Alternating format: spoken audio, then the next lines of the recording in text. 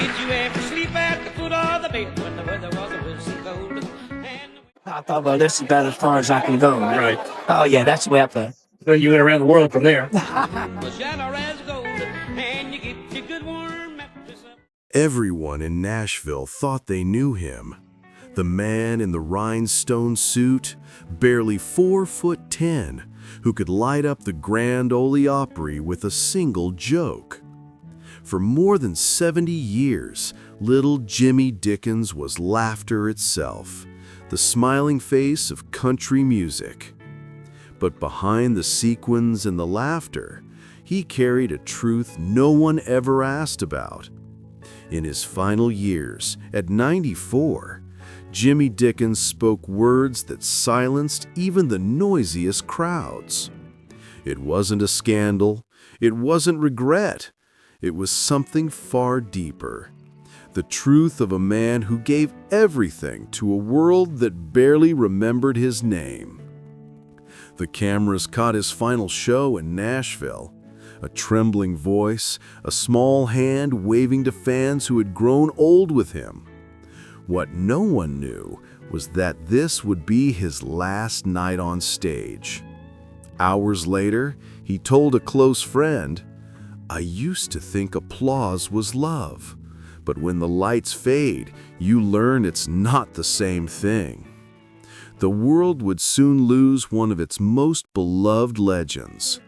But before he left, Jimmy Dickens made one final confession, one that would change how fans saw country music forever. Because the truth behind that smile is much darker. He was born in a coal town in West Virginia, in the middle of the Great Depression, a place where dreams didn't last long, and laughter was the only medicine people could afford. James Cecil Dickens, long before the world knew him as Little Jimmy, grew up surrounded by hard work, coal dust, and silence. His father worked in the mines. His mother tried to keep faith alive with songs from the local church. Jimmy was the youngest of 13 children, a quiet boy with a voice that seemed too pure for the rough hills around him. At night, he'd sit on the porch with a battered guitar, singing old folk hymns to the mountains. Music, for him, wasn't a hobby, it was escape. He never grew tall.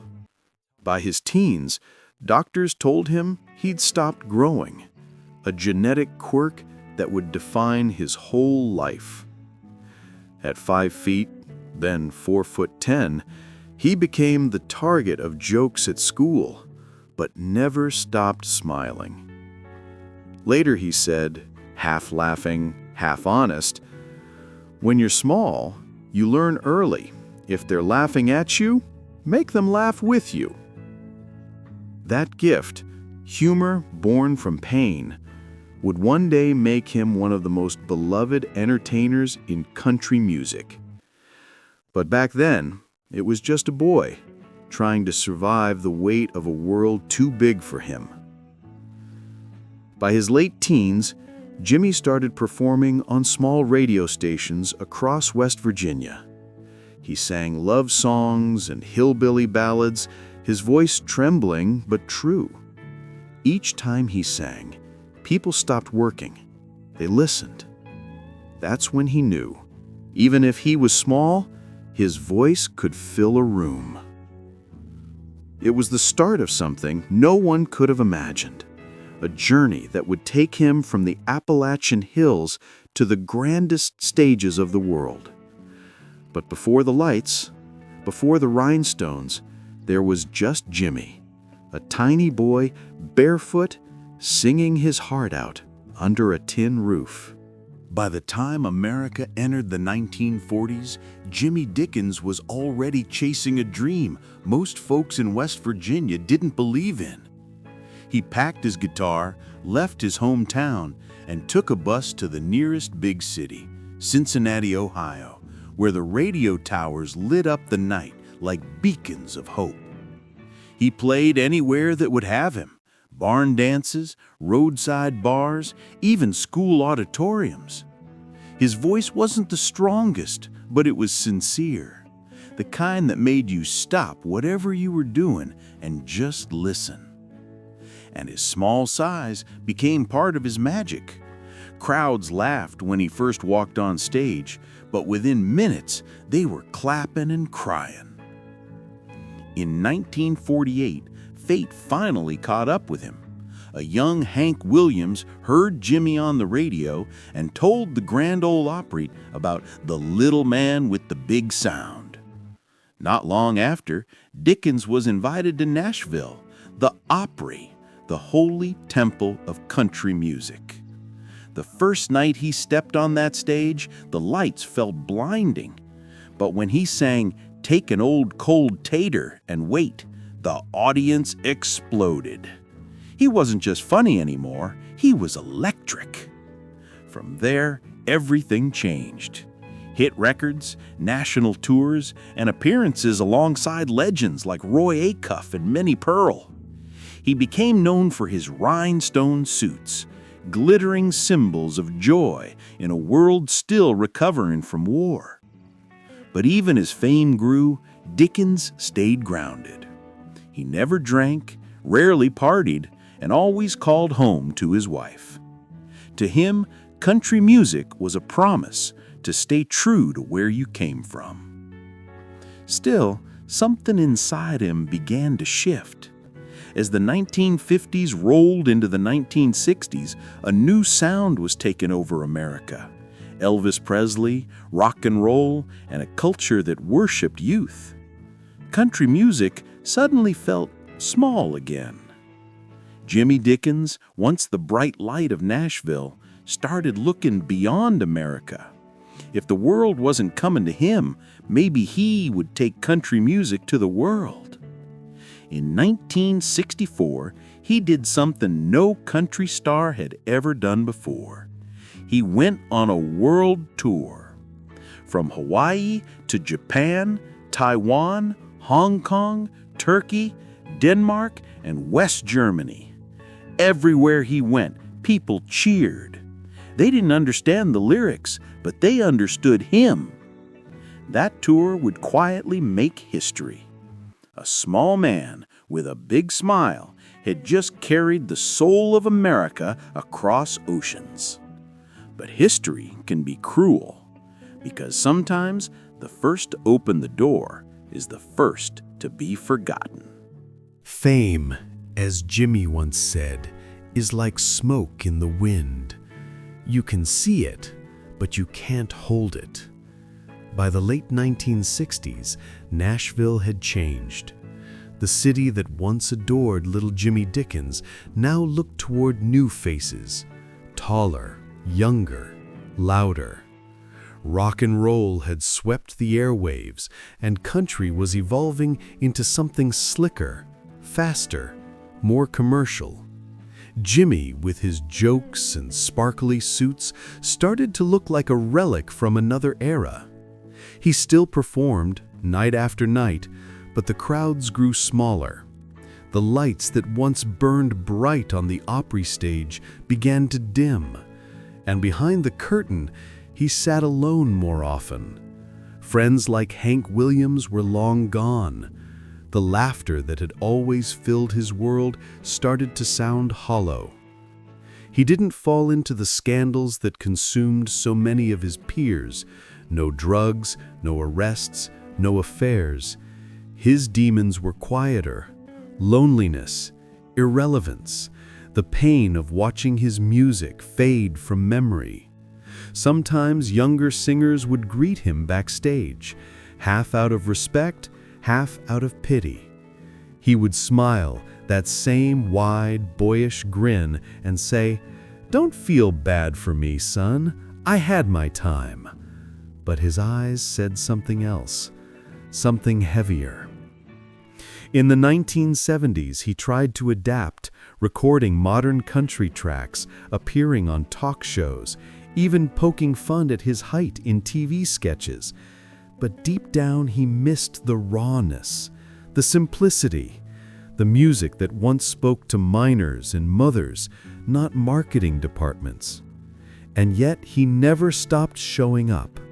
Every weekend, even when his health began to fade, he'd dress up in his rhinestone suit, tie his bolo, and take the stage. He'd joke, he'd sing, and for a few minutes he was still Little Jimmy Dickens, the man who made country smile. But behind that shine was exhaustion. He once told a friend off camera, "It's hard, you know, when people remember your jokes but forget your songs." There were nights when he sat in his dressing room long after the crowd had left, looking at his reflection, old and small, surrounded by trophies that meant less and less. He wasn't bitter. He was tired. The world he helped build had moved on without him. And yet, he couldn't stop showing up. Because for Jimmy Dickens, the stage wasn't just work. It was home. By the winter of 2014, little Jimmy Dickens was 94 years old. He could barely walk without help, but he refused to stop performing. The Grand Ole Opry, his second home, invited him back for one more night, one last appearance before the year's end. That December evening, the audience rose to their feet as the curtains opened. He walked slowly toward the microphone, every rhinestone on his jacket glimmering like tiny stars. When he spoke, his voice cracked, not from age, but from the weight of everything he'd carried for nearly 8 decades. He sang "Out Behind the Barn" and a medley of old songs, joking between verses as he always did. The laughter came, but it felt different, softer, more fragile. Even the band knew they were witnessing a goodbye. 2 weeks later, he was admitted to the hospital in Nashville. Complications, fatigue, his body was giving up, but his spirit wasn't. He greeted every nurse with the same line, "How's my audience today?" Friends came to visit, one by one. Vince Gill, Brad Paisley, Carrie Underwood, they all called him Mr. Dickens. He smiled and said, "Don't you dare call me Mr. I'm still Lil Jimmy." On January 2nd, 2015, he passed away peacefully. But before he slipped away, he spoke one final confession to a close friend who held his hand. "I used to think applause was love, but love's what stays after the clapping stops." Those words would echo through the Opry halls for years to come. When news of his death spread, Nashville went silent. The lights at the Grand Ole Opry dimmed that night, the same lights that had shone on him for 70 years. In that silence, an entire generation of artists realized they hadn't just lost a legend, they'd lost the man who made them believe country music could belong to the whole world. In the years after his passing, Nashville still speaks his name in quiet reverence. You can see his face on the walls of the Grand Ole Opry, smiling down from old photographs. The little man who once made the whole world laugh. But for those who knew him, Jimmy Dickens was more than a performer. He was proof that joy can come from pain, that laughter can be a shield, and that music can travel farther than any fame. He never filled stadiums like Elvis or Johnny Cash, yet he did something no one else had dared.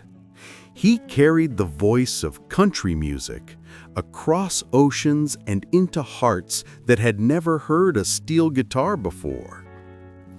His legacy isn't measured in records sold or awards won. It lives in every small-town singer who steps on stage, trembling, believing that size doesn't define power, heart does. And in every artist who finds courage to keep smiling through the noise, there's a little bit of Jimmy Dickens still alive. He once said, "Fame fades, but kindness lasts longer than applause." That's the truth he left behind. And maybe that's what country music and the world needed to hear all along.